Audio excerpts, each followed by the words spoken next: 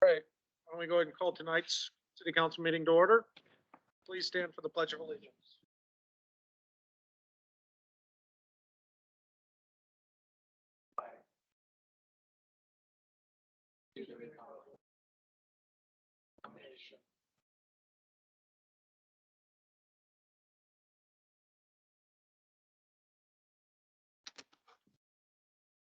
All right, roll call. All members of council are present with the exception of Councilor Lasowski, who has been excused. Approval of tonight's agenda. Your motion from Councilor Pauling. Is there a second? Second. Second by Councilor Miller. Any discussion? Seeing none, all those in favor state by saying aye. Aye. Opposed? Motion carries. Public comments. Is there anyone on here tonight that would like to comment on anything not on tonight's agenda? I have Stephanie West. I'd like to please step forward to the microphone, introduce yourself, and any microphone.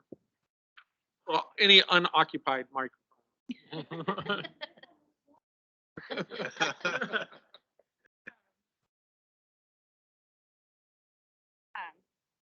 We don't need a seat. I'll be very brief, very low. Well, my name's Stephanie West. I'm the current president of the Grant Watts Parent Organization. And I actually just wanted to come and first of all, thank you on behalf of the community for all you do. I feel like being a volunteer myself, I know what time and effort and energy it goes to putting into one thing. You have many things on your plate, so thank you. I'm here on behalf of Grant Watts and our parent organization. Every year we put on or try to put on our annual spring auction. And this year we're so grateful and excited that it is happening again.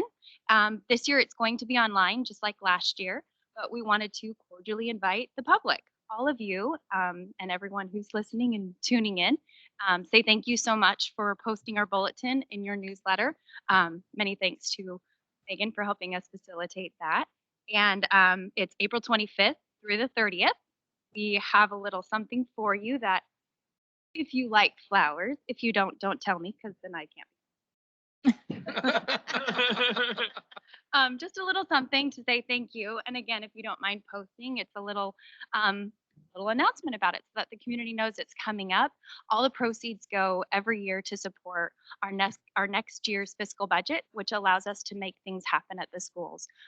We know that they're heavily supported as best they can be, but where there seems to be a gap or there seems to be a need, we try to be the gap filler. But that's only possible if volunteers and people like you go the extra mile. So we hope you'll tune in and join us. There's quite a bit of things becoming made available, many thanks to some volunteers. So you can visit our website. You either just go to the QR code or gwpo.org/auction, and you can find more information there. Thank you for letting me speak. Thank you very much. Thank you. Thank you, Stephanie. I'll help you. Vice President and all. Special duty.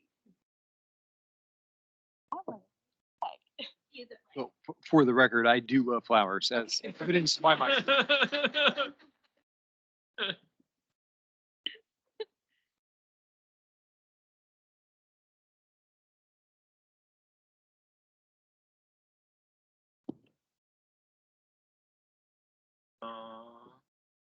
You're okay. Thank you. Just gonna love.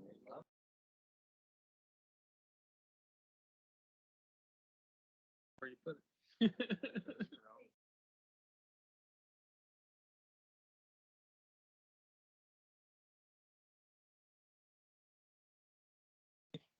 Thank you very much. Post picture. Beautiful.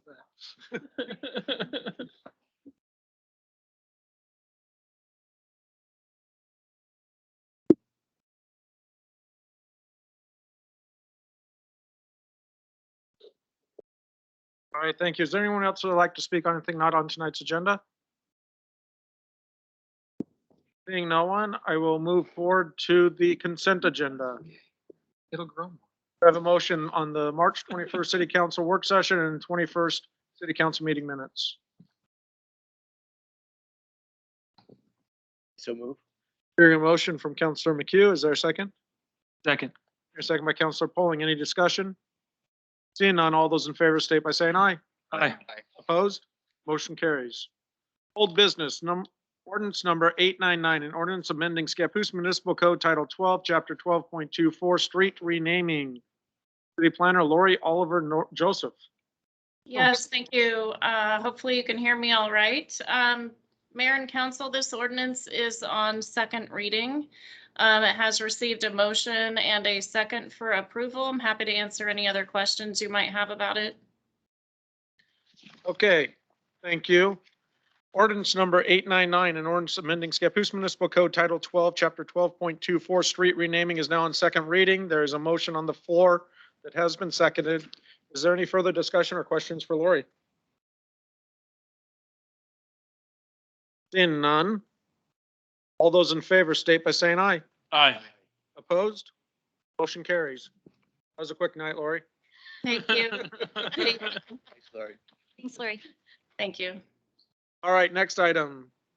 Salmonberry Academy ARPA request. Alex. So I'll pass this off to Huel. We do have some representatives here this evening from Salmonberry Academy to talk about their program. Do you want to introduce Yeah. them? Thank you, Alex and Mayor Council. Just to recap, as we discussed at our last meeting, city staff was approached by Salmonberry Academy seeking potential grant opportunities to help them fund their childcare business. We discussed it briefly during our work session at the March 21st meeting. At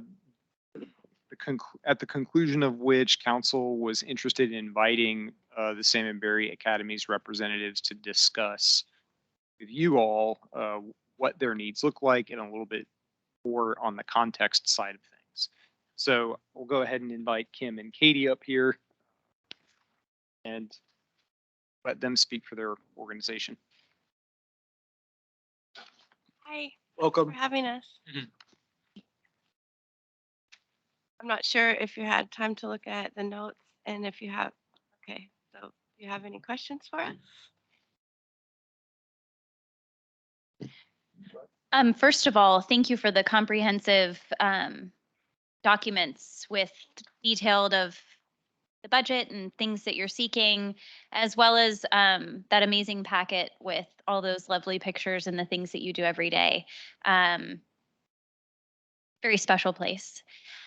I have one question that came up at the last meeting, and you potentially were going to look into it, and it had to do with your lease agreement with the building owner. Can you fill us in on that? Yes, I spoke with Matthew and he said he's happy to make it any terms that you guys want. Just give him what you want the lease to say. Okay, so I go, well, they said indefinitely, but I can't last that long. yeah, He goes, well, just give me whatever writing you want it to say. Okay. I'll take care of it. but a big number. Yeah. Okay. So my follow-up is, as the landlord, will they have any discussions occurred about their contribution to the fire sprinkler system? And does that include is it just the space that you would be in, or would church services and church activities also be occurring in that same space that would be having a sprinkler system? It was looked at both ways, if we just did the lower level or if we did the entire building. And if we do the entire building, we can serve more children at one time, is my understanding. And the whole building is used by that church community as well? Yeah, I rent some of the rooms there and Okay. then we share the entire space. They welcome the children everywhere. And has there been any discussion with them on contributing to the cost of the fire sprinkler system? Yes, yes. Can you tell us more about that? There's just simply not the income through the church to have extra for that cost. And we just now are finding out how much that cost is. So the entire $125,661 is your responsibility if this is to come to fruition, this extended childcare preschool. Up to this time, it has been, which Okay. is, yeah. Thank not you. about a financial.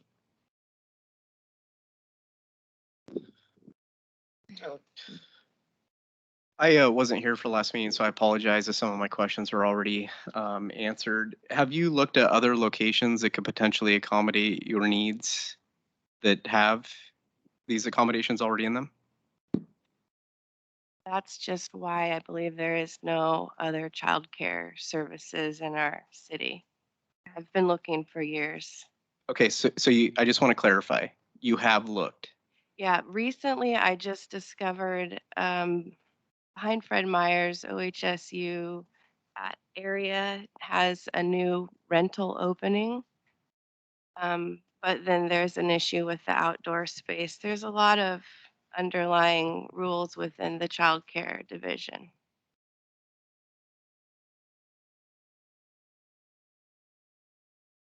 I don't know if they have sprinklers there either.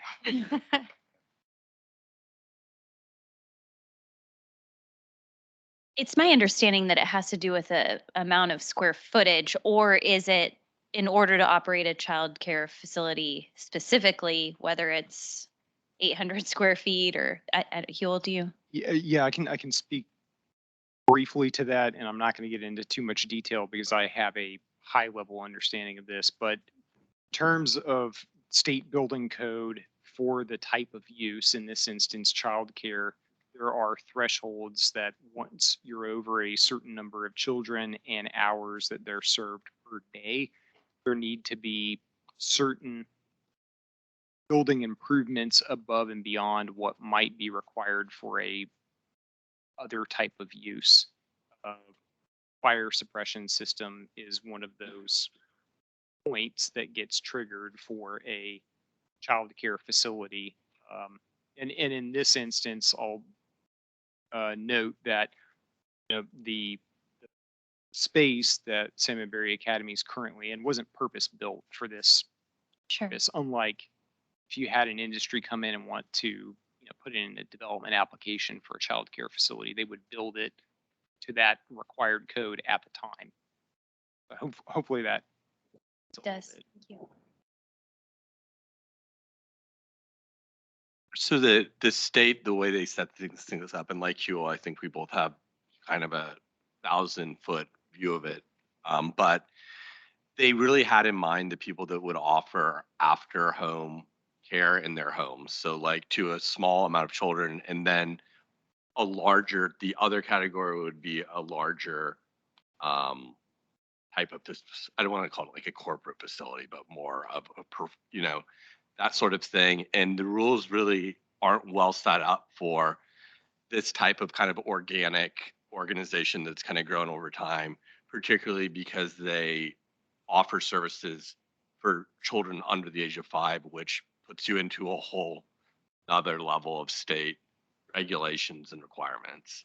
And so, I mean, as far as structuring the childcare as an outright allowed use, as far as structuring the lease, my recommendation would be a 1-year lease, and then they would have the option for 1 year at a time for like a 25 or 30-year period, so that if at some point they outgrew the space or there was something else, lives can change, that they wouldn't be tied into 25 years per se, but that if they wanted to continue that option, that we wouldn't have a scenario where the church could just say, well, this has been a great 5 years, but now we're going to do it ourselves or something of that nature. So I think there's a way that, and obviously the financial contribution will be up to you guys, but there's a way it could be structured to make sure that their long-term needs are met, but also that they don't have, also that sometimes a long-term lease can become challenge in and of itself. Mr. Mayor. So a few more questions. So this is a church facility. Does the church actually own the building or do they lease it? The Foursquare Church owns it. Bought in 2007 or something like that. Okay. So again, I apologize if I'm asking questions that were already answered last council meeting. How long have you been in business? I started Salmonberry Academy in 2019 Okay. there at Scappoose Foursquare Church. I've been teaching here in Scappoose prior. Began the program for early childhood preschool and the childcare at Scappoose Adventist School. Okay. And so am I understanding that we would be investing $136,388 into this? I'm looking at page, well, it's 62 in our packet. It's, Also 55. As well. I don't think that there's a number that's necessarily been identified. I think that this is one of the. this is the groups that- total. Right, they, Their full cost. right, the Okay. council was interested in learning more about this project and considering it. Okay, so you're gonna have a lease agreement. So the landlord's not interested in making these improvements. Is that correct? For whatever reason? They just cannot Okay. financially. And so you're going to invest in their property that they own. See, I know that that piece is interesting, right? Well, I it just- is, and then it goes a little bit further in that we're also investing in you and your people. And to make a contribution to you and your people also is us trusting that you're going to be in business for a number of years. I understand. So that's a risk. I understand. Okay. Also,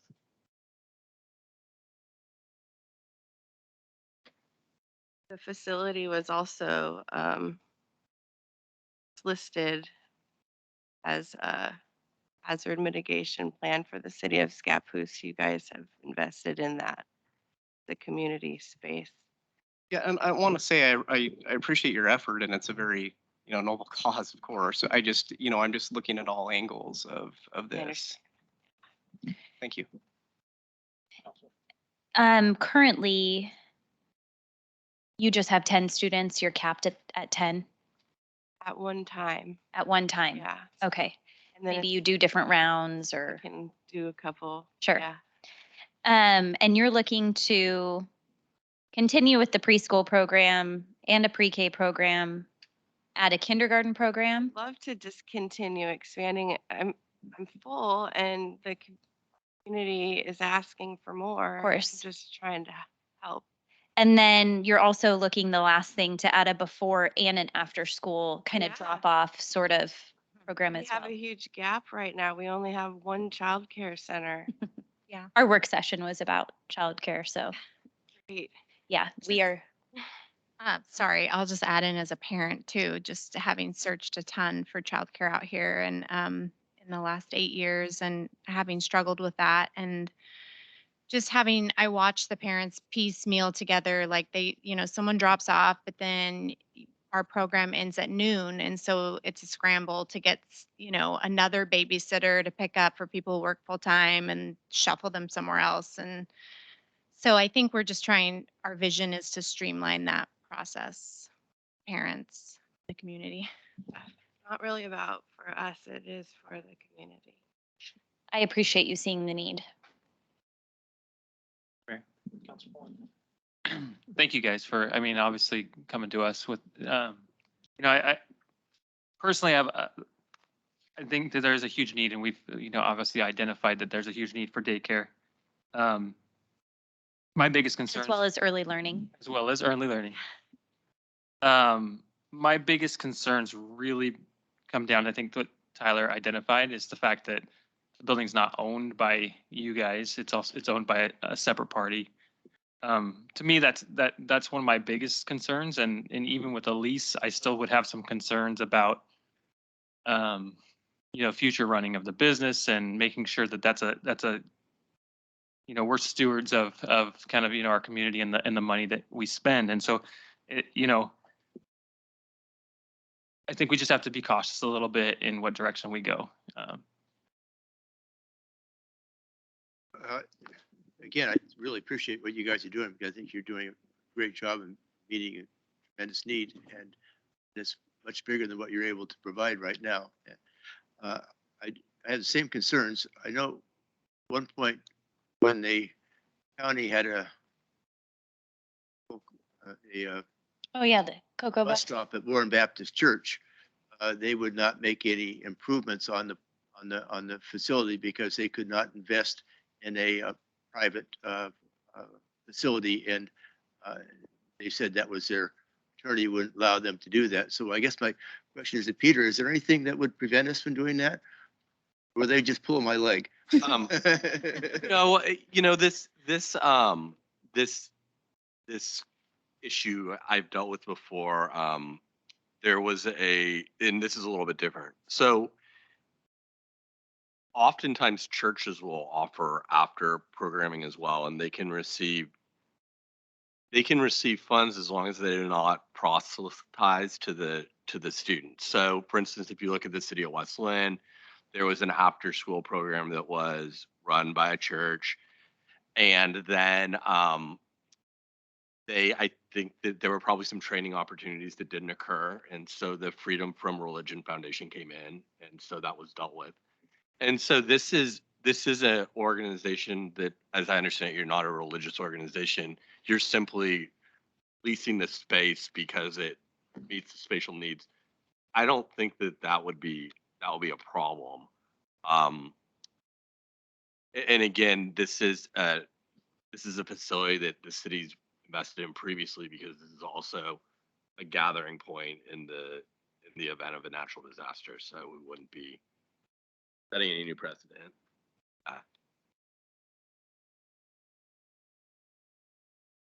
For the record, can you say your first and last names, please, and the city that you reside in? My name is Kim Eater, and I live in St. Helens. Thank you. Katie Okunzi, and I live in Scappoose. Thank you. Sorry, it's off. The phone's off. His phone is on. He can see things. It's on, the sound is off. So is mine. You're welcome. Susan will text me when I need to do things that I miss like that. Thank you. Why they?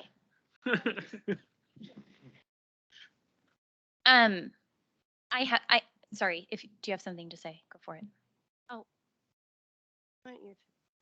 Well, when we were looking for space, that was a huge challenge in the beginning. And really, we landed at the Foursquare Church because we had talked to other buildings and places and tried to see if we, could possibly lease from them. And it just, with all the rules in terms of the outside play space and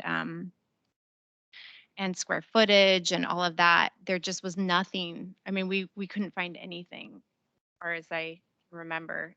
We've entertained, purchasing a property. Yeah, I guess if we wanted to invest in our own space, I would have to recommend that $250,000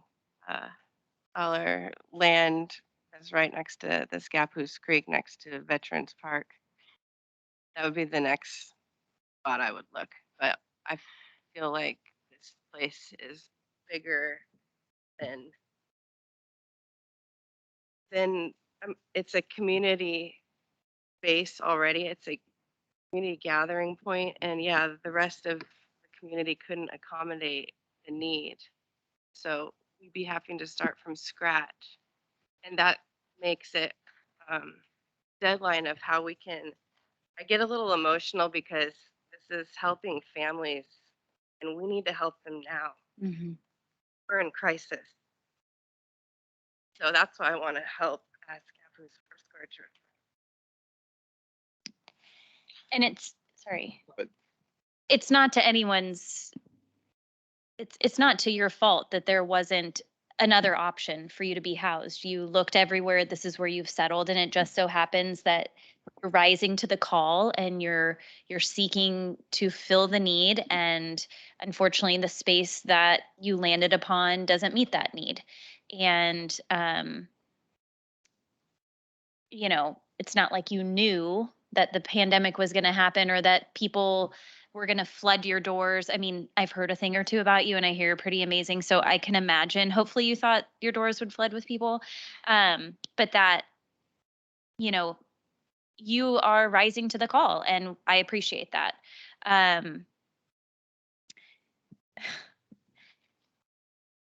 Not that you should have to spend your own personal money to invest in a building that you don't own. But you are talking about purchase, you're talking about over here, I could purchase something and I could do I something. wish I could. I mean, know- I don't have any money. Okay. Truthfully. Yeah. Yeah, I don't make any money either. It's true. Yeah. I wouldn't be even at the Scappoose Foursquare Church if it weren't for Katie. Like she wouldn't let me stop. Yeah. I had to, I knew that we needed to keep going and Sure. creating more spaces, and that was my intention. And now we're to the point where we need to help more people. But Okay. we can't. I can't help but always think back to this. Oh, let's make a turf field, and in 3 weeks we raise $1 million, and now we're gonna have a turf field in Scappoose with this QR code that people just send money to and send checks to. Amazing. I'm curious if an initiative sort of like that, I don't know how many people involved in that church or your families that you serve would be willing to, and that cost could come down a little bit. I'm trying to think outside of the box on how to get some more community support for you. Because it's very difficult for us to make a decision. As you've said, it sounds funny. It's hard. What's, out of curiosity, I'm looking for it, and maybe it was discussed during the work session and it blew over my head.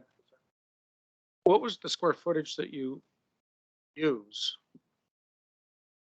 We have some classroom. I honestly don't know the square footage, but I did map out just downstairs and then outside to make sure it would meet code, and it does. And then as far as how many children were allowed per square footage, I did look into that, and it was like 56, up to 56 kids inside, up 61 outside. But Can you then imagine the amount of people that would be able to take their kids before and after school to a place like that?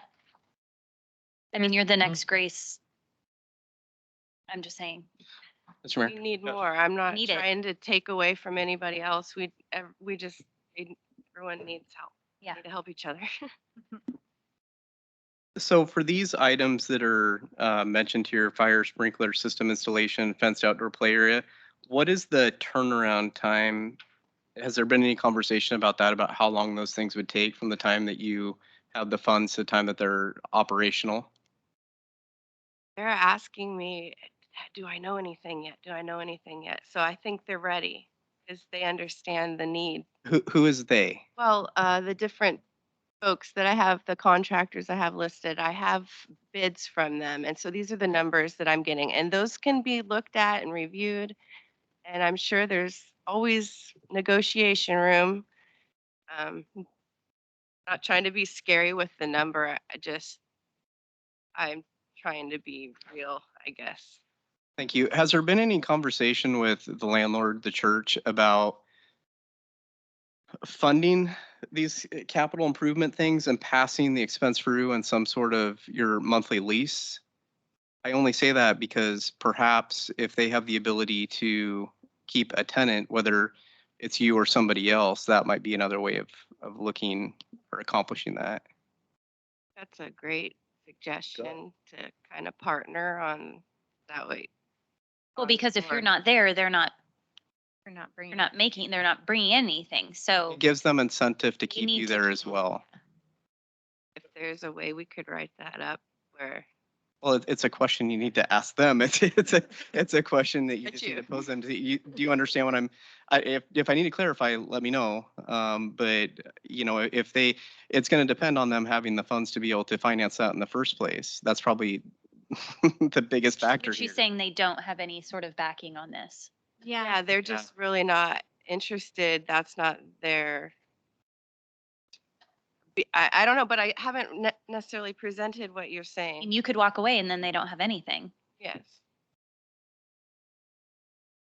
And ultimately, it does increase the value of their property, so Right. they could be interested in doing something like that if the payments you made offset the cost of the, mostly offset the cost of the installation. I have another thought, thinking out of the box or trying to, occasionally I put my foot in my mouth, and put people on the spot. But we have Gravehorn Park. We have a house. I've not heard any real good, maybe there are some, uses for that house. Would that make a nice daycare center? It's currently, it is currently occupied. We do have, Is what? There's a tenant in there's there. a tenant there. It is currently occupied. I knew it's currently occupied, Um, but that was, I don't, we'd have to look at the zoning, I guess, to Right. make sure that that would even be allowable. We The don't have condition same of the home. Fire suppression issues and, I mean, the key is you need a certain amount of square feet per child. And I want to say it's like 80 or 100 square Yeah. feet per child. And then over a certain level, you need the fire suppression, you need the fenced in yard, you need all those safety factors that would come from a larger type of facility. So in As a kid. basically the way that the regulations work, which I think is very frustrating to everyone because it runs counter to what the state's saying they want, which is a lot more childcare, is that if you don't have a purpose-built facility for the program, the odds of you having all the things that the state requires are just negligible. And so like something like this church, when it was built, they didn't have those fire suppression rules.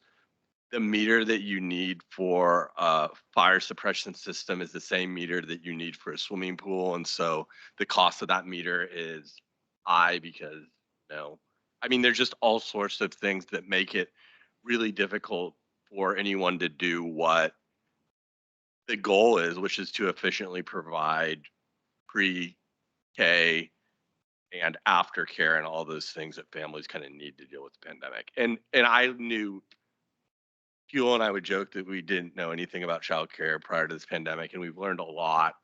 But what I really know is that from a regulatory standpoint, barring substantial changes in the Oregon administrative rules, it's just very difficult to do anything efficiently. There's one last thing I was gonna say. So, my concern with it is too, is that, we're using these public funds for investing in capital improvements of private property. It would be more digestible to me to be able to help you out on monthly or your lease agreement. I think that has better optics on it too. I want to help. I just try to just fighting, two different sides here in my mind. I don't see how it's presented, how we can approve this, but that doesn't take away from the fact that we don't support this happening. So just as we discussed with the senior center in our work session, I mean, there's only so much when it comes to funding, if it's appropriate or not, or how we do it. But how do we find alternative ways to help? How do we create the opportunity for this to happen?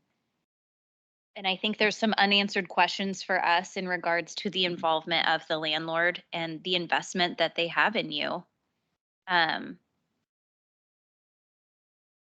to think if there is, something on the list or in the future that would be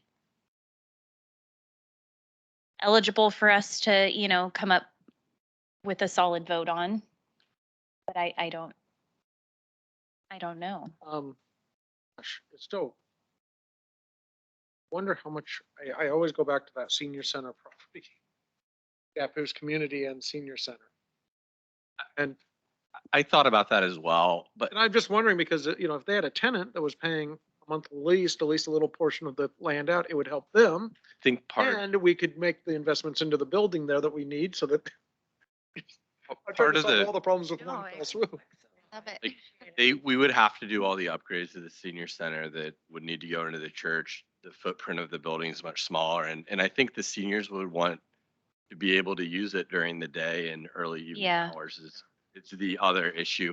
Alex and I have talked through. I mean, we spent a lot of time trying to figure out like how the senior center might be able to get funds. And I guess I'm just not creative enough because we've just really struggled with that. And we've spent collectively have spent a lot of time on childcare things too. And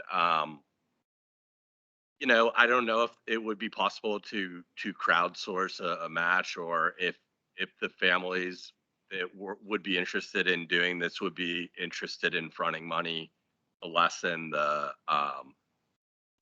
the city's burden. The benefit of this is that childcare and specifically expansion of childcare is an outright allowed use. But the reality is the optics of this is that it's Yeah. a privately owned facility that's owned by a church.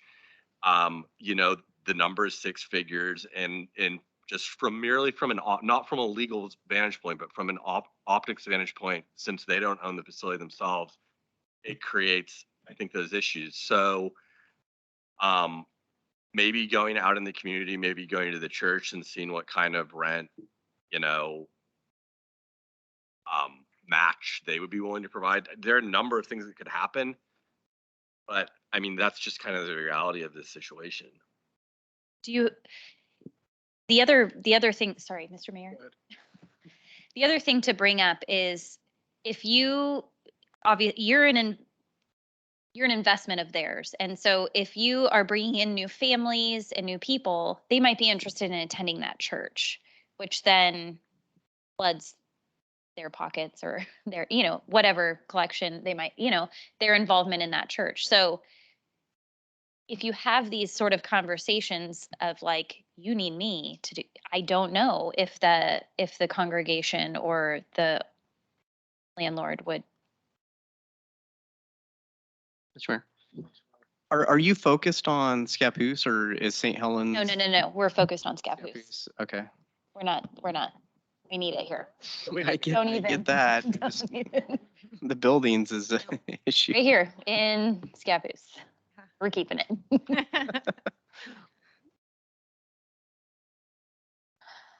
How do we gracefully?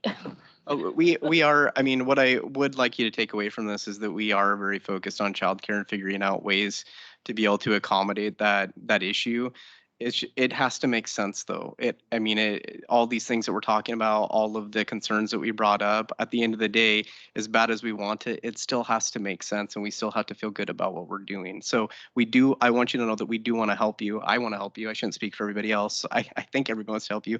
But if we can find creative ways or just ways of helping with the childcare situation, we want to do that. It's been discussion after discussion of this council. Again, it just has to make sense in all respects. I have a question. Let's say for us as the voting body, let's say that the church or landlord or whomever is going to pitch in some money and families pitch in money and they get it down to now they need $50,000. The optics are still the same, but it's not a six-figure number. So I'm just curious how my fellow voter, this collective body feels about it's still the same optics. The conversation that I would ask for you to have with your landlord is if there's any sort of situation where they would invest in these improvements and find a different way to pass that expense through to you, and maybe look at some other ways of being able to do that. Because like Council President Greisen just said, the optics are still there. I do recognize that it comes down to somebody has to have the money in their pocket in the beginning to be able to do these improvements. But there's, perhaps ways they have more resources than I'm guessing than you guys do. So perhaps they have some ideas.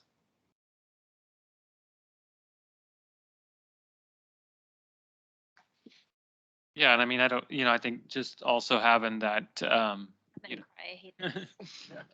having that, maybe a possibility of some outreach for, funds by the community. There is a community out there that is more than willing to give.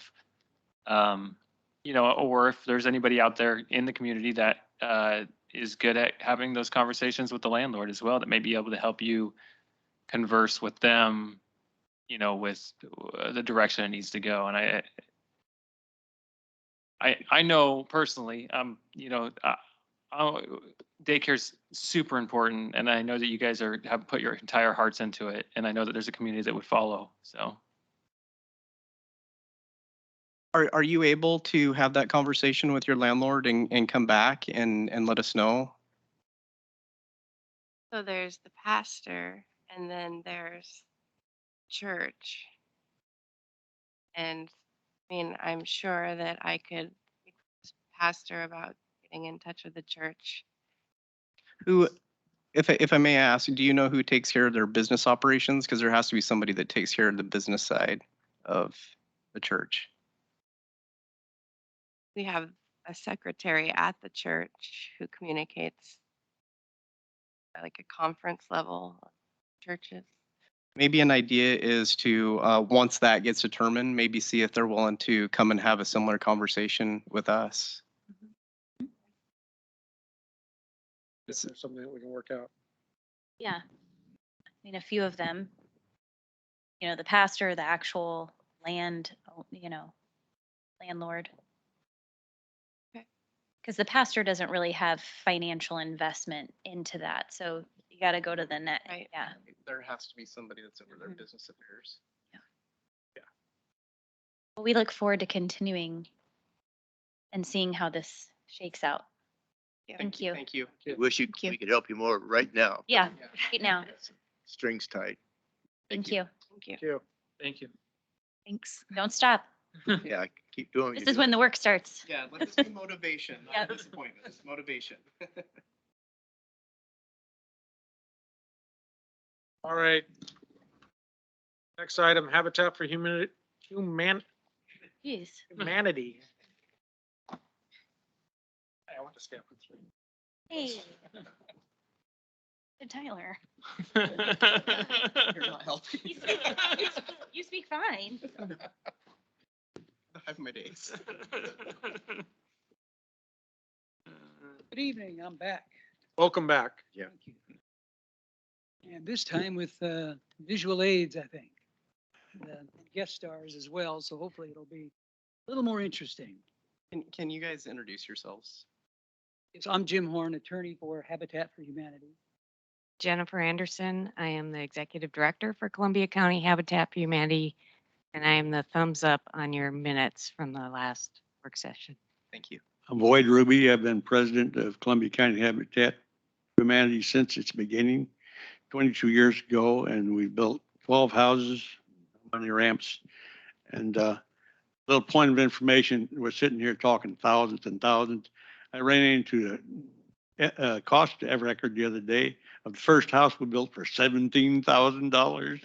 And that was including the land, was the land anyway. It's like, wow, have we come a long way or what? To begin with, I think I want to pick up where I left off at the last meeting when we were talking about the legal basis for requesting the funds for Habitat's endeavors. And let's see, I'm not sure what page we're on up there, but I'm looking at the federal rule that's controlling. Can we scan up to see what page we're on there? That's the PDF you sent me, so it is not the page in the packet. Okay. Okay, yeah, that'll work. Okay, the highlighted portion there, we're looking at, again, the qualifications for the operation here to invest in Habitat residences here in Scappoose. As you can see, the highlighted portion, it says, with regard to negative economic impacts, as with the interim final rule, under the final rule, recipients may presume that a household or population that experienced unemployment, experienced increased food or housing insecurity, or is low or moderate income experienced negative economic impacts resulting from the pandemic. Go to page 43, 45.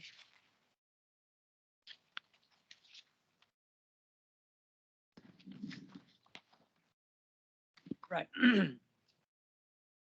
So the last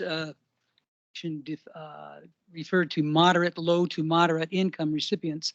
It says the final rule defines a household as moderate income if it has one, income at or below 300% of the federal poverty guidelines, FPG, for the size of its household based on the most recently published poverty guidelines.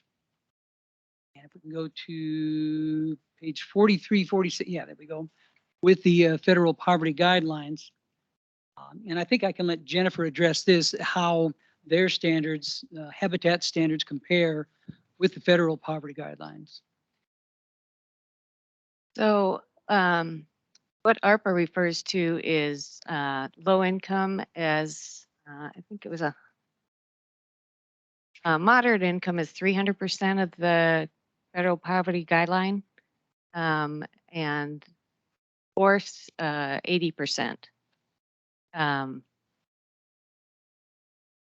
we're at 65%, between 35 and 65%. We fit comfortably under the moderate income. We're closer to the low income federal poverty guideline. So they're in a household of 3, it looks like roughly 22,000. So 300% of that would be roughly 66,000. You know what Habitat's guidelines would be for a family of 3? No, I didn't bring that chart with me. I did. Did you?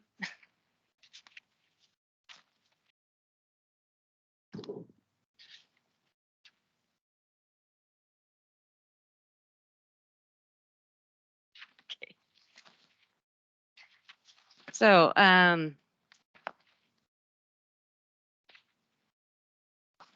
300% of the federal poverty guideline is 65% of the AMI. And we determine that by the HUD income limits, which is what they're using also. So that are we talking lower standards than the federal? Yeah.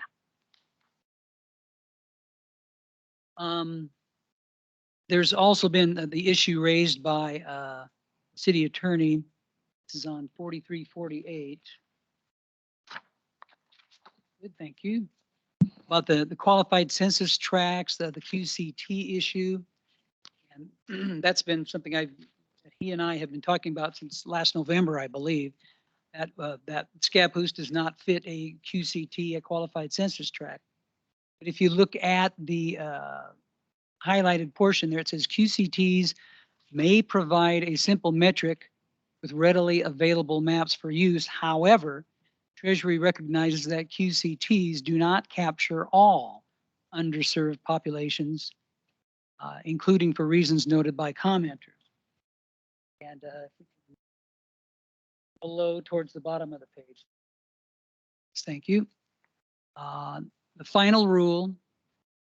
This change is consistent with the interim final rule, which provides that appropriate responses to address public, oops, no, that's different The page. top, That's a the different top page. of the last These are all that you were giving me. They're at the top there. Yes, there it is. Okay, down at the bottom. Recipients may also identify other households, populations, and communities disproportionately impacted by the pandemic. So we are not bound just by QCTs. And so I think under these standards, I mean, I know Mr. Watts has had some concerns about, qualifying. I think under these standards here, people that Habitat serving definitely qualify under the FARPA rules, the ARPA rules. I don't know if I had also mentioned page 4352. I don't know if that's really an issue here.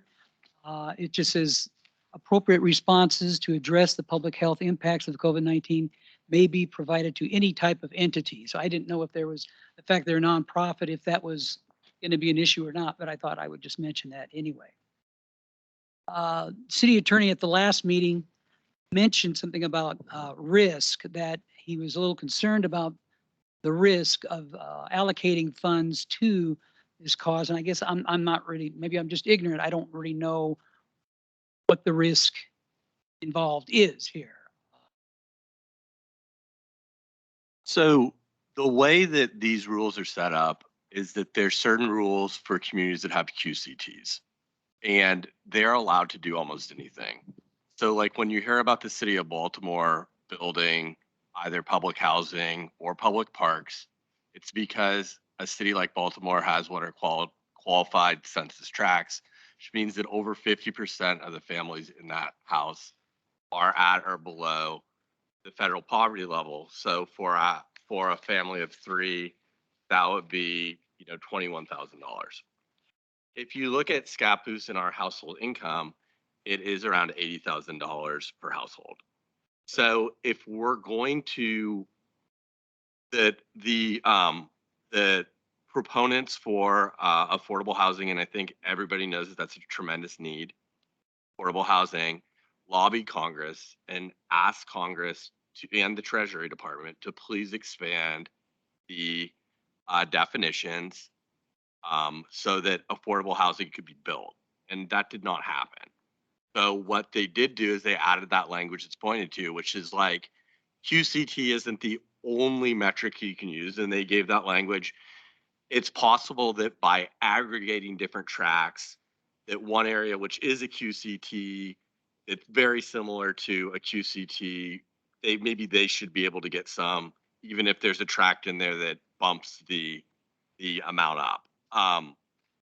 Again, our issue is that what we have in our record is that we're for household incomes, among the 10 highest in the state of Oregon. So coming up with that, we are the equivalent of a QCT. I think for me, it's really difficult to understand how we get there.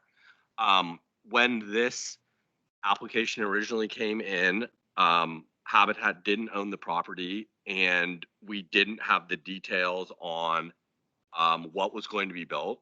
We now know it's 10 units. I don't know what the cost of those units is going to be. And the other things that Alex and I flagged as we looked at this is, okay, well, where would the other funds come from? Knowing that there's a certain amount of time when if in fact, and this was if they were going to expand the rules broadly enough to allow this, where else are the funds going to come from? How do we know that they'll be spent within the eligible amount of time? And if they're not, those funds will get clawed back. And then if we were to get audited and the federal government were to say, how can you claim that your circumstances are substantially similar to a QCT? My problem is I don't think that I can. I mean, our income is like 4x of what a QCT would be. And again, I mean, you've had testimony in front of you that we're one of the, I think was third per capita income highest in the state of Oregon, which just makes it really challenging to fit within these fairly narrow definitions, which is why I seem like a heartless city attorney. But my job is to advise you on risk. And so what I'd say is, if we were a community that had a lot of poverty in it, that had a very low household income that was just outside of a QCT, I would feel pretty good about saying, yeah, we fit within this criteria. We're substantially similar to that. We're at 24 versus a QCT being at 21, but housing costs are higher in this region. I mean, that's the sort of argument that we could put together. I just don't see any of those facts here that would allow me to say with any level of certainty that you can make the findings that were substantially similar to a reservation or a QCT, because I just don't see it. But that doesn't mean that those facts don't exist. I just haven't seen them, and I think that would be a very difficult argument to make. So those are all of my kind of reservations. It was how much does this overall project cost? Where are the other funds going to come from for it? Can we make the findings that were substantially similar to a QCT? And those were all things that, as we flagged the legal risks associated with this application, those were items that we flagged. And go ahead. If I may, in response, if we're looking at the median income in Scappoose, well, we're not serving the median income in Scappoose. We're serving the lower to moderate income people. Or else, maybe nobody in Scappoose would be eligible because we have that level of income in the town. I mean, we've got precedent around Oregon that even Lake Oswego, they voted to provide funds for their habitat. Sun River, or maybe it wasn't Sun River, but Lapine, Portland area, Portland, Gresham, Hillsborough, Beaverton, Oswego. I mean, if Lake Oswego can do it, we're certainly not in their ballpark. And if they qualify, we certainly should qualify. Again, we're not looking at the median income of Scappoose. We're looking at the low to moderate end of people, Scappoose, that need these developments. And there's already been investment in these properties here. How much total was that? We paid 450,000 for the property, of which we borrowed 350. One, I was doing some research. What Jim was talking about is I got some information from Portland region because they have a director of government relations. They're large enough to do that, and they have they serve every people from Hillsborough to Oregon City out to Gresham. So they gave me this information from Lake Oswego, their proposal, and it's basically for the same thing we're asking for. It's for infrastructure. And Lake Oswego on January 18th approved $800,000 to give Portland Region Habitat for Humanity for their development there in Lake Oswego. Mr. Mayor. So I wasn't here last council meeting, so I apologize if I'm asking questions that were already asked or covered. I want to go back, if it's okay, to the October 1st, 2021 letter. Do you happen to have that in front of you? I can kind of paraphrase a little bit, and we can roll with it. So in the fourth paragraph, it says that recently Columbia County Habitat for Community has been looking into a feasibility of a 10-home project. And at that time, it said that the land currently owned by Community Action Team. Did I understand correctly that you guys have since October 1 purchased the land? Yes. Okay. So End of February, we now own it. Okay. The other thing that I noticed in this paragraph too is that it says that you're trying to do a 10-home project, but where to go? I think the land was initially approved for, maybe it's not approved, I'm looking for it got approval to divide into 8 lots. Yes. Community Action Team was going to build 8 lots. When we were going to purchase the property, we had Kanika Peterson is on our board. She's with Econ, I always mispronounce it, Architecture. And she drew out a site plan for 10 units, and we showed it to Lori and said, does this look like, just if you would do a quick review of this and see if this is possible. And she said, yes, it looks, you didn't see any obvious violations. Okay, I'm just going to cut to exactly what I'm getting at here, just for efficiency purposes. Do we know that what you guys are trying to do here can actually occur? Because my fear is this, is that we're going to give some sort of portion of the 282,035, at least that's the request, correct? Okay, and then we don't even know if this is a feasible project. I mean, for me, I would want to hear, I would want some assurances that this is an actual viable project that's actually going to pan out and it's going to become what you guys envision it to be. Because otherwise, anything that we give that's part of this 282,035 is a waste. So I understand that we have this legal question in front of us about ARPA funds, but that's only one thing that for me I'm concerned about. Is Lori still on the phone? What do we have to date that shows us that this project is actually viable through the end? Is Lori Oliver? She's not on. She's not on. Okay. Well, that would only be one part of my question, though. I mean, her preliminary discussion about whether or not she thinks this is feasible is, I mean, it's.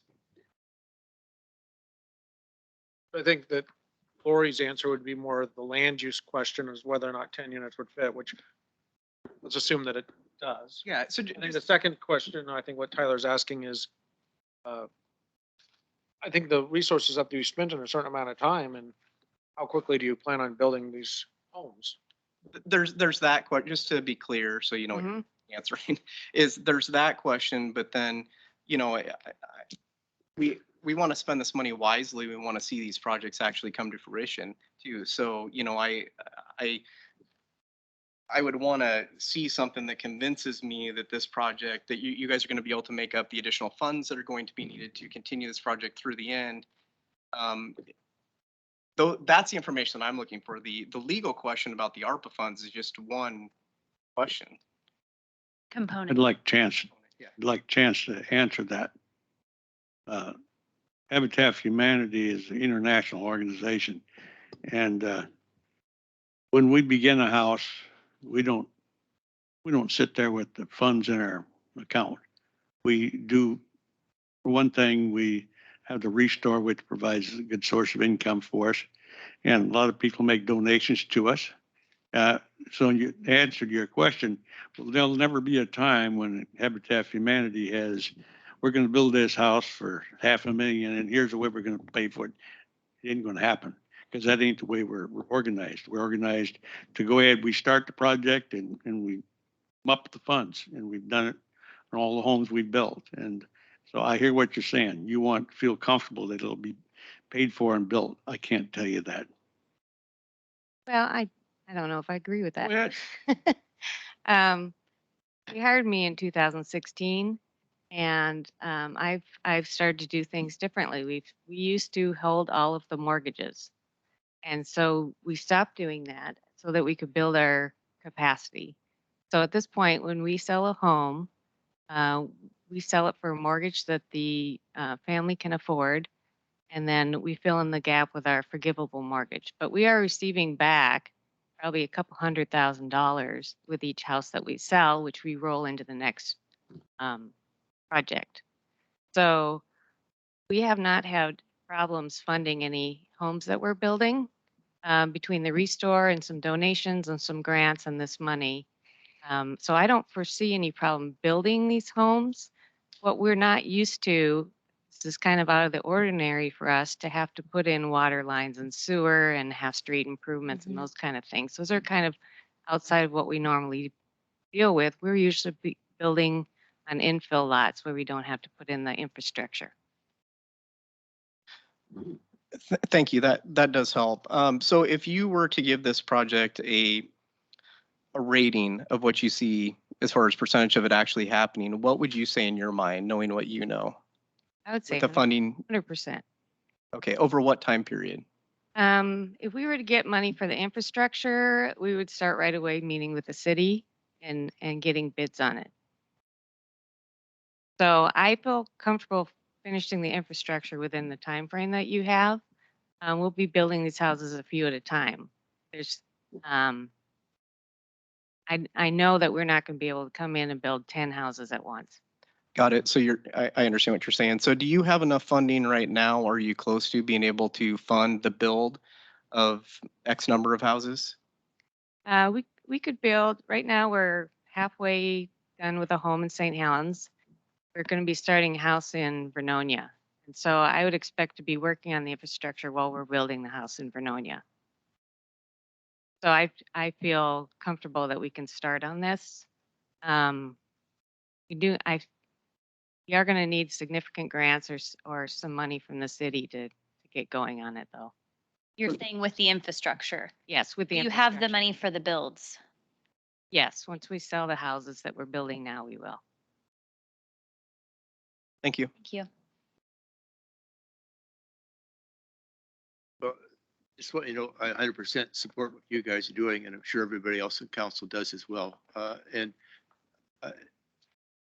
Just, I'm not concerned about, I think you answered Tyler's questions very well, and that doesn't concern me because I know you guys have a track record for doing what you do, and you do it well. But I'm going back to the original issue regarding do we qualify under ARPA guidelines? And to me, I'm not an attorney, but to me, what you pointed out, Jim, opens the door for us to move forward with doing this. I could be all wrong on that, but it seems like there's enough room there that I'm not the attorney, I'm just thinking what I think, that our ability to move forward and our chances of having to pay back that money out of city funds or something like that is really, really minimal. And I wonder how many times, of course, we're still new in the process with ARPA funds, but you know, they've kind of eased up on all of these things all the way around. And I think and for them to come out in opposition to Habitat for Humanity would be probably not you know, something they would do, I wouldn't think, but I'm just saying, I think the risk for us would be very, very minimal. And sometimes you take a risk to do what you think is right. I think in this case here, I don't know by how much money, I'm not even there yet, but as far as supporting what you're doing, unless this risk is a lot greater than what I think it is, that, I'm willing to take the risk and move forward. Mr. Mayor, can I have a follow-up question for Peter real quick? So, speaking on risk, say the city decides, or say that the council decides that we want to move forward with this project, and it came back, the Treasury Department did come back and say, no, this doesn't follow the rules of the ARPA. Is it that those funds no longer are available for it? How does that? Yeah, we would have to disgorge the funds. So the question is, I don't, obviously the city of Lake Oswego provided $800,000 to Habitat for Humanity. And it's quite possible that that money went to a project on a QCT. So if you're looking at the Portland metro region, whether it's there's some communities that have QCTs, like Johnson City would be a QCT.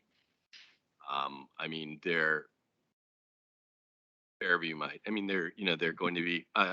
I represent King City, and over half the households in there were below that rate, in part because they were retirees that were on fixed incomes. But so there are areas around the Portland region that projects can be built. It's just that the city of Scappoose itself doesn't have QCT. So I think that that's something that doesn't seem very fair or equitable at all. And I don't, it doesn't seem very fair to me, but those are just the rules and how I interpret them. And so I think that's the challenge, is that, does this qualify based on that argument? Like, he's made the arguments it can be made that do, and, I just don't see it that way. Mr. Mayor, I have two questions for you. How many of the people on your waiting list reside in Scappoose? That's a good question. The examples that I provided were people that either work or live in Scappoose. You have a waiting list of I 30? think a significant number. There's about 35 people on there, and we haven't opened up the application process yet. So we process these in batches. So I would expect that number to go way up, and we would be saying that this is a Scappoose. Did you say at least 10? Oh, yes. Yes. At least. My second question, I think that Counselor Miller asked, or maybe just prompted me to think this. You had mentioned in our last meeting, $282,035 is the whole big ask, and that you would love any and all, or however much you can get. So what is it that you do have to put towards this project? So I was thinking about this because Alex had asked me, what's the minimum that we'd accept? I mean, we'd accept anything really, but what's really going to happen? But realistically, I think we would need somewhere around 100,000, not to slow the project down. Because if I have to do, stop everything to do significant amount of fundraising or grant writing, I think that would slow the project down. So you do have funds? We do have funds, yeah. So I would think somewhere around 100,000 would make it go through. And Alex and Peter, how much remaining do we have to give out in ARPA funds? I mean, we have enough remaining. I'm just curious, total. Yeah. Well, total, we have. I think it's about 707. Thank you. It's under 710. Thank you. 700. I think for me, having some more information on maybe communities, and you did mention like Lake Oswego, more details on those communities and having some more information in regards to communities that are like ours that possibly have used funds for, So I did ask the government relations director because he has talked to all of the cities and counties in that area. And I asked him if the QCT had ever been raised in it as an issue. And he said, no, everybody's looking at the low and moderate income range and whether the project serves that income range. That's a Sure. requirement, right? I mean, that's the whole idea is that people who need it will get it. So Yeah. and so whatever it would seem to me that's the bottom line on this, even the feds, whoever is going to look at this, this seems like the right thing to do to me. In order to qualify habitat assistance, they have to be at that lower. Of course, once they build the homes, they move in, they'll all live in Scappoose, right?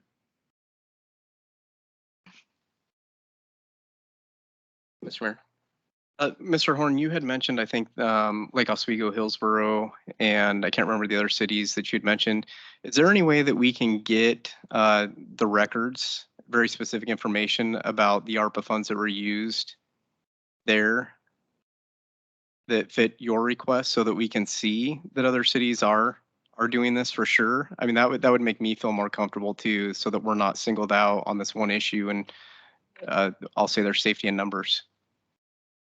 I brought the information from Lake Oswego because I was looking up the per capita income is approximately double of Scappoose. So I got the proposal from Habitat for Humanity and I got the staff recommendation I'm sorry, did you say the staff recommendation? from Lake Oswego, the city of Lake Oswego. What I'm looking for specifically is council action that approved ARPA funds to be used in the same capacity that you are asking for them here. Do we know if that exists?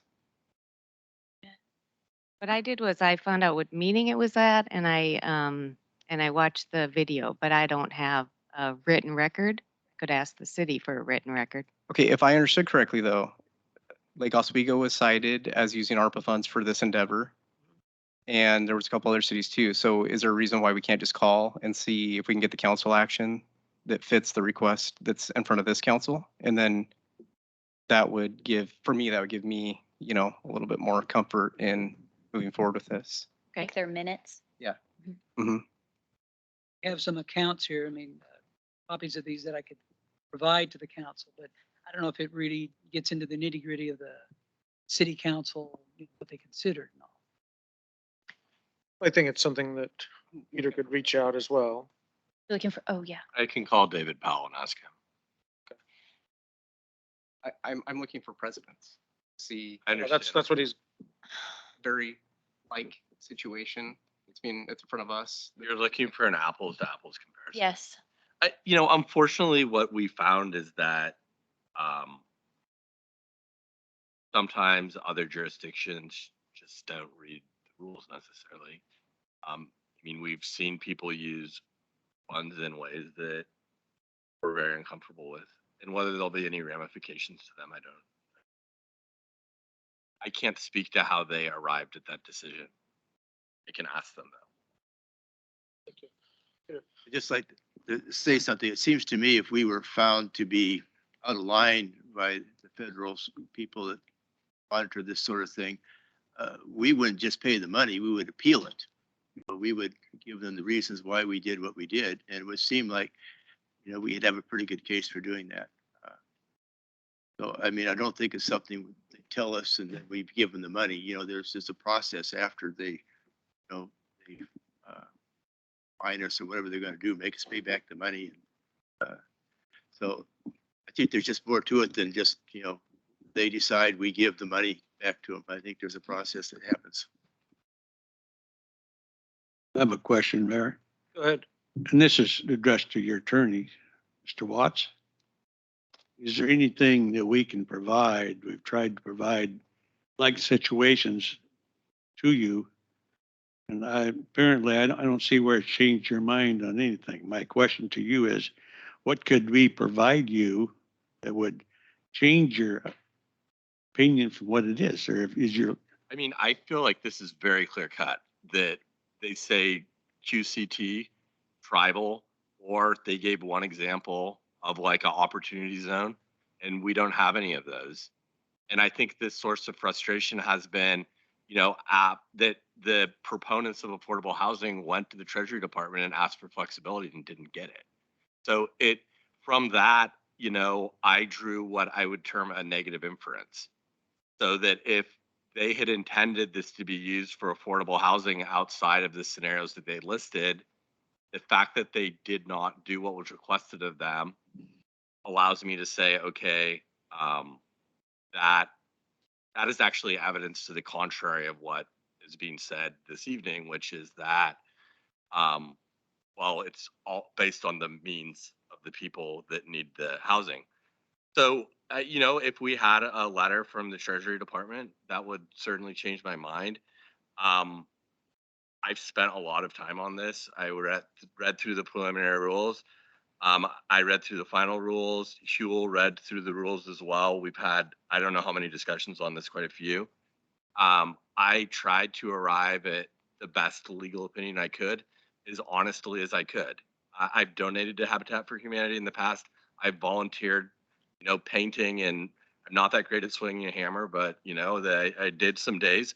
And it's nothing to do with the organization, which I feel is a wonderful organization.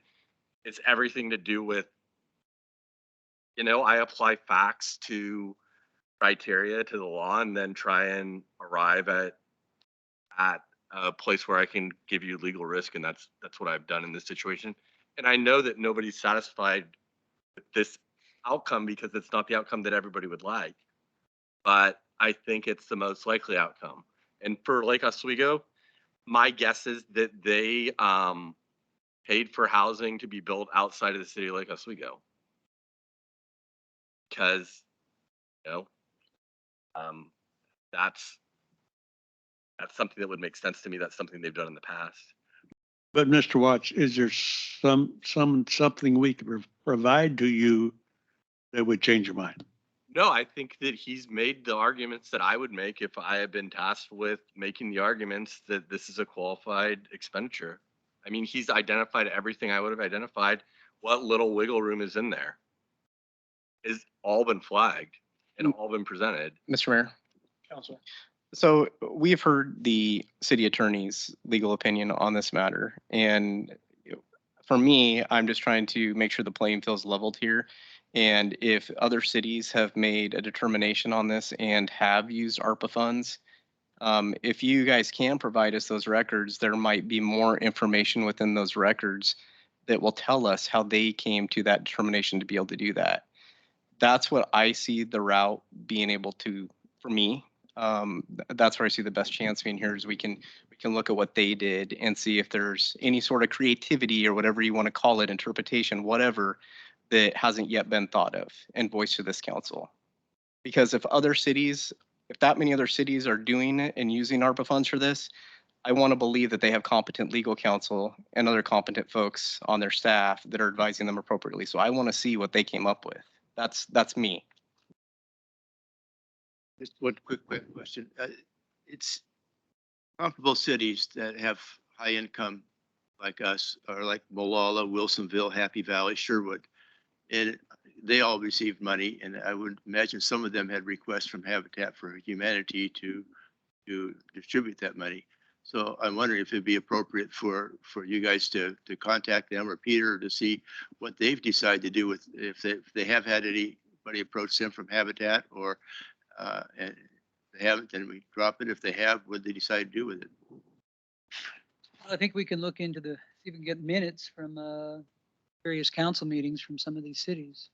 And just call them up and ask.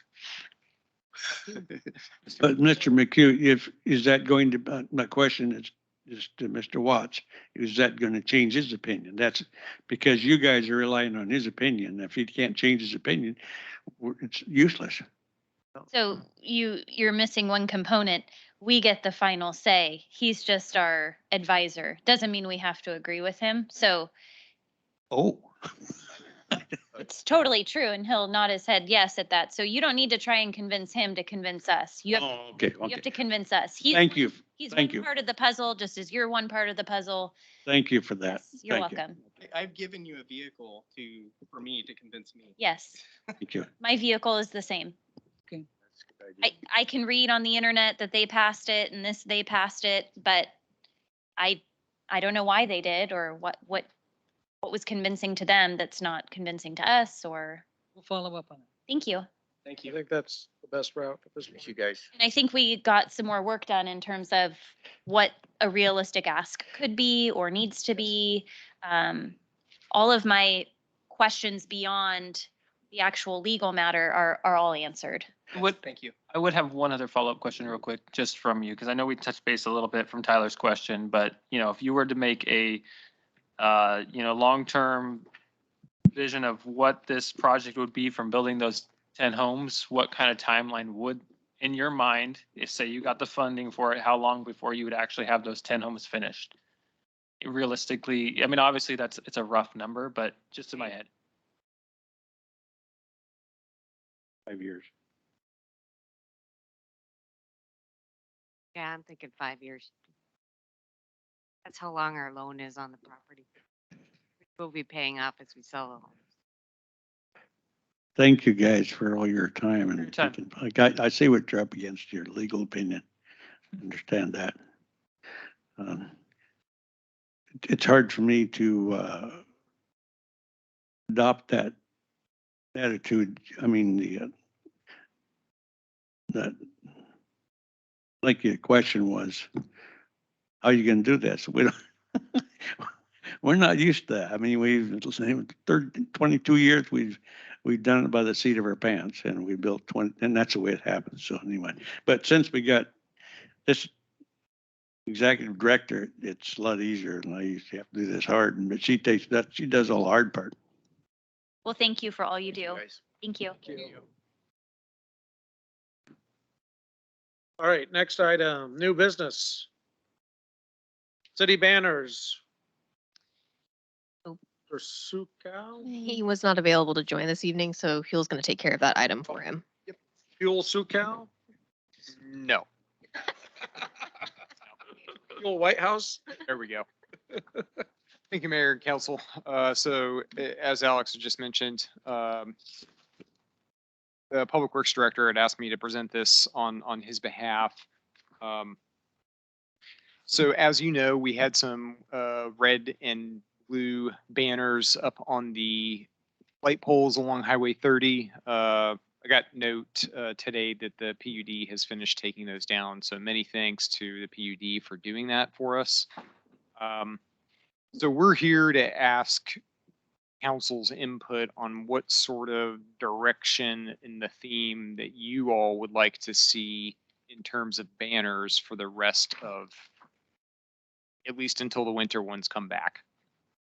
So about the next 8 to 9 months, if we were counting today.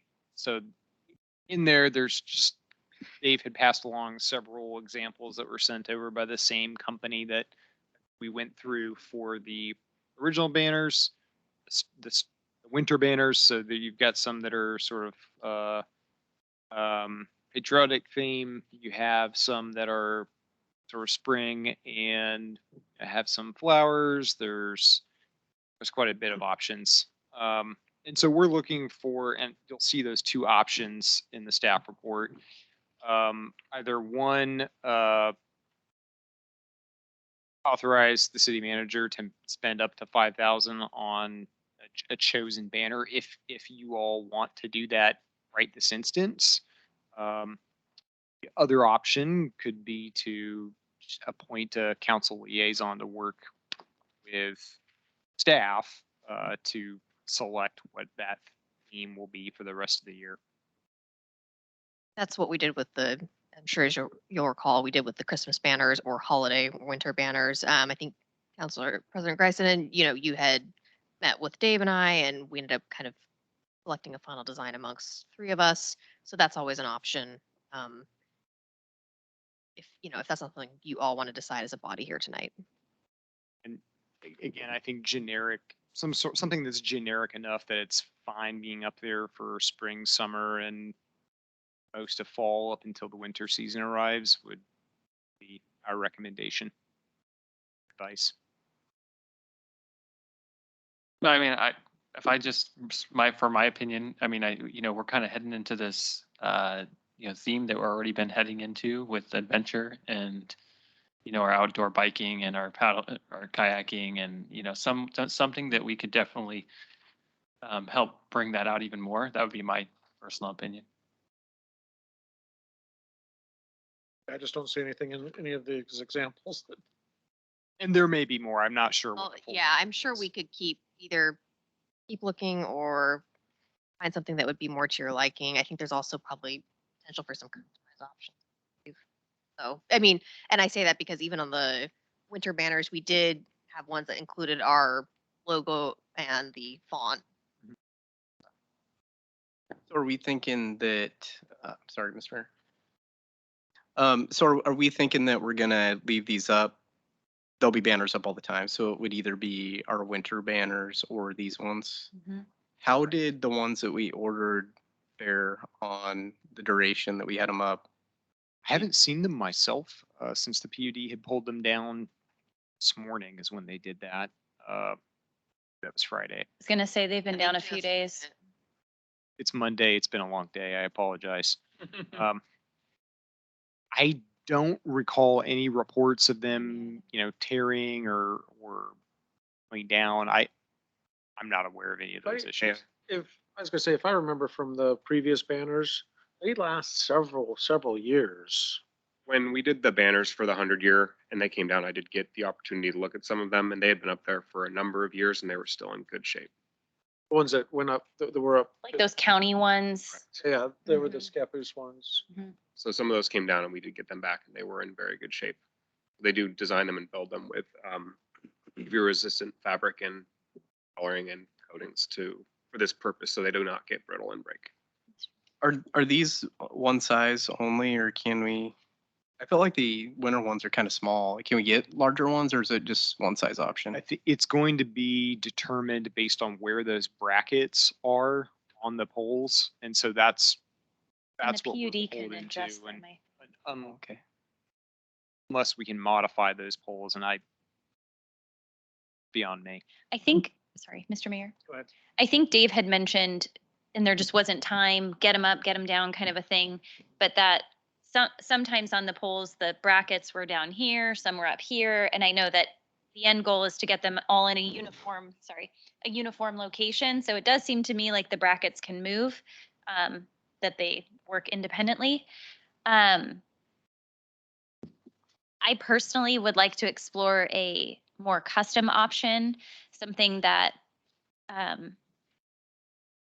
does, whether, we take our logo and are just welcome to Scappoose, kind of a simple thing with the logo, or I know that we had 2 different designs with the winter. So potentially for 2 different designs, one might have more of that river hills kind of a landscape with something, and the other one might have the candle, or, but my vision is that it has the name Scappoose and a logo on it, not something that really showcases this extra sort of clip art or style, something more simplistic.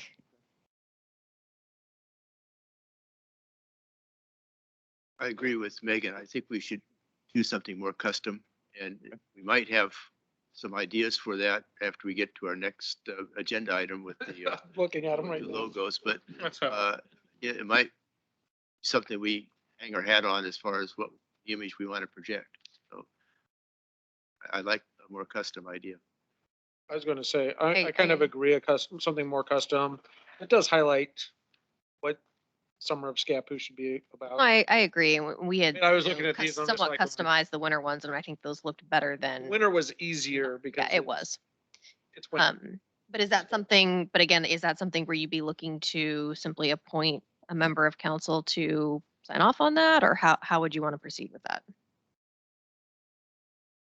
Or do we want Dave to continue to come back with, but that might take a while. I think it just depends, Yeah. how quickly do you want them Mhm. ordered and up? If it's not so much. Of course, yesterday. Then, right. We're not on a seasonal sort of timeline. You're not, as you're we not. were So that's why I before. think it's a little bit more open-ended. It just really depends on your preference as to when they go back up. Mr. Mayor. So just a thought, doing something custom, like Council President Greisen had mentioned, I think that's a great idea. But then we could also throw in the middle and alternate with something like, something more simple with like, on page 83, D 538 in the center, or I don't know, something a little bit more patriotic or something more. I don't know. I don't know if we want to do custom design on every single one. Which would be March through the end of October. Yeah. My second thought is, I'm almost wondering if it's better just to table this for a little bit, because I think we have some other decisions and business coming up that could inform us, better on this one too.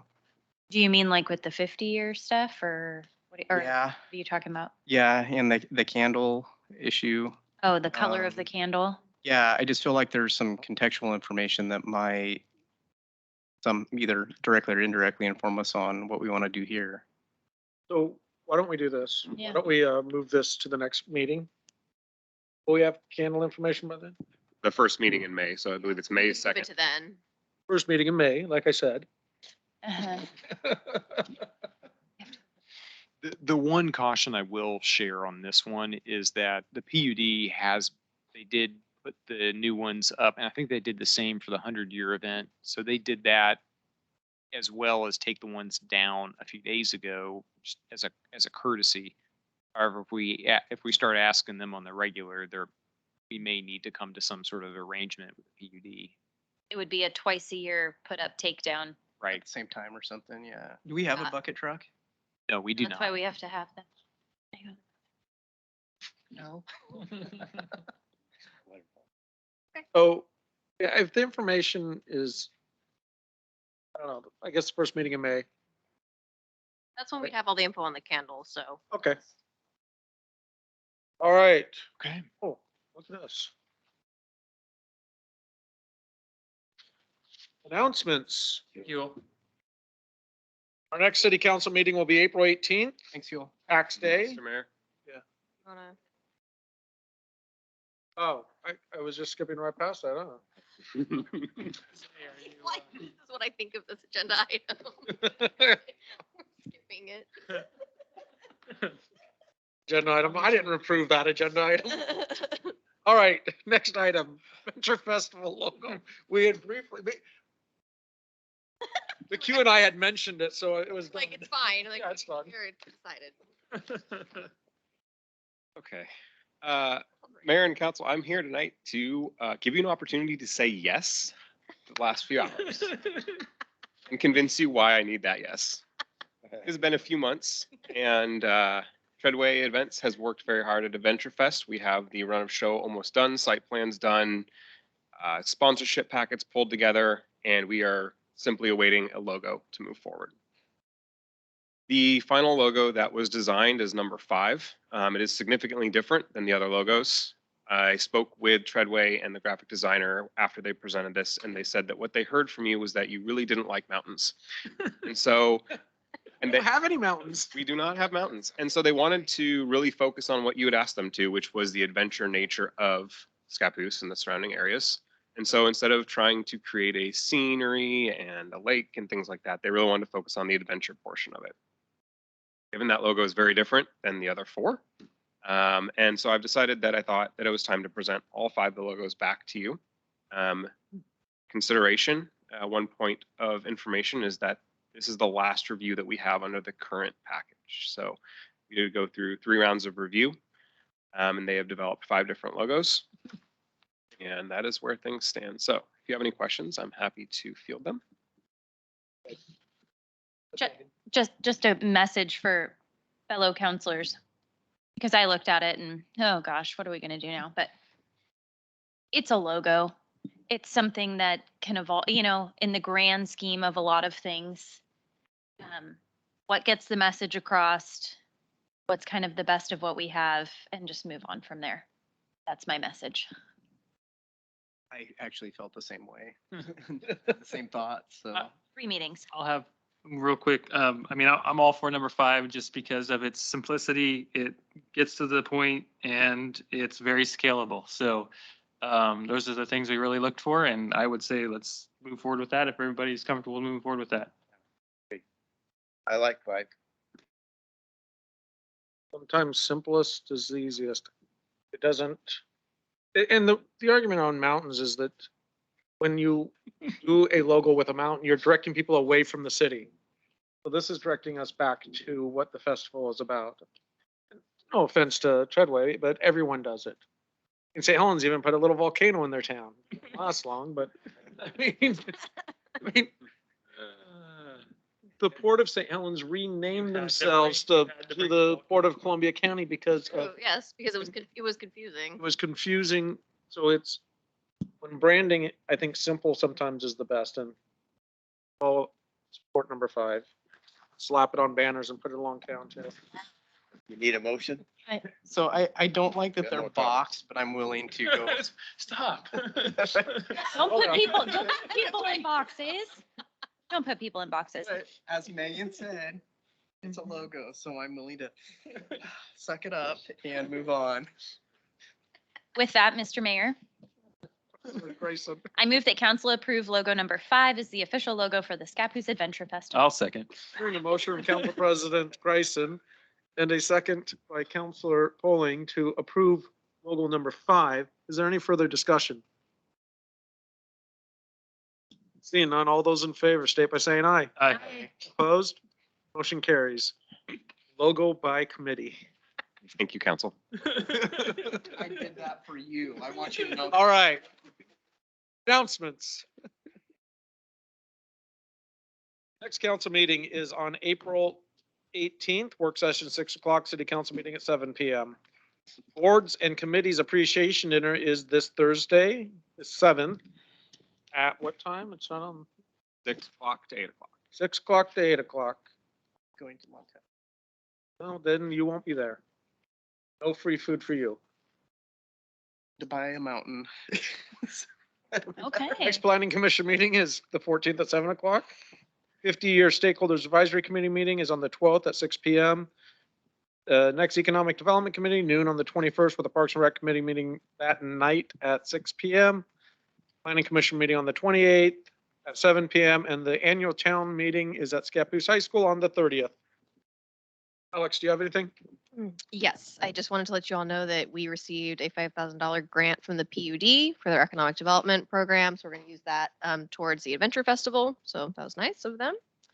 And also that the phases 1 and 2 of the Commerce Center, Columbia Commerce Center, are now being platted. And so the 14 acres that will come to the city, the Cat Head property, as we all refer to it as, we will soon own that. And so we'll be able to move forward with developing it into a park at some point.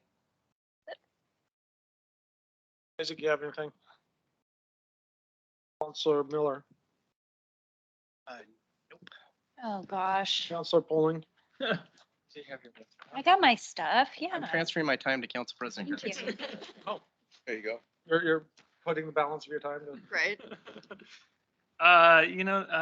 No, I mean, other than just continue to support your local businesses, with the cost of goods going up and shortage on labor, everybody's having a tough time. But, we still want to continue to grow our local restaurants and local businesses, so continue to support them. Clearly, there's just one person listening and us here, so hopefully this message will get spread across all the land when people listen later. The first one is for all of my fellow dog owners. I am one myself, and I think that when you are a dog owner, you have quite a responsibility to take care of your pet and how you your pet engages with the community. So, unfortunately, I feel like pet dog owners need a bit of a reminder of our responsibility and what that looks like in terms of our city code and the law.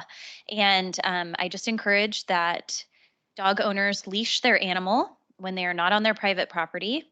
I live right above Veterans Park, and every day, morning, noon, and night, there are dogs walking with their owner around the park unleashed. And I think that you might trust your dog, but and you might think that your dog is trustworthy, but perhaps mine is not, and mine will not engage in with yours in a friendly manner. Not true, she's very friendly, but nonetheless, children, other adults might have trauma from dogs, and it's disrespectful. And we have a responsibility as dog owners to leash our animals. I also unfortunately see specifically at Veterans Park people using the baseball fields that are fenced as their own dog park, off leash area, throwing balls and whatnot. And while I understand that the dog park might not be the best place for all animals, all dogs, because they might not get along with each other, it's again not the law or part of our city code. Your dog does need to be leashed. And I encourage you to maybe go to the dog park at a time that's not as busy, or try to go to the smaller dog park area. Second thing about being a dog owner is picking up after them. And it's just insane to see the amount that is left right off the path, just a foot off the path. It's crazy. And then the second thing is school district property. There are signs that say no dogs, animals allowed on school district property. I put up, like the library does, these yard signs. It's a storybook walk. So there's 20 signs that the kids walk around the track and read the story. And I was putting those up the other day and literally stuck a sign right in dog poop. Like, I am at school, right off the kids' walking track. So that is a public service announcement for all dog owners. Pull it together. And then the second one is an appreciation for those that sit on our advisory committees, Parks and Recreation, Economic Development, et cetera. We could not do what we do without your input and your legwork and your ideas. They shape a lot of the goals that we have as a council. But I kindly remind those that sit on advisory committees that they communicate with staff and council in a really open and transparent manner and come to us with concerns, and that they refrain from speaking to others on behalf of the city, or as if they're representing the city on initiatives that we're not working on. I think that it all works best when we stay within our roles, but work together collaboratively in our respective roles. So a thank you, but also a reminder to those that sit on our committees. Councilor McHugh.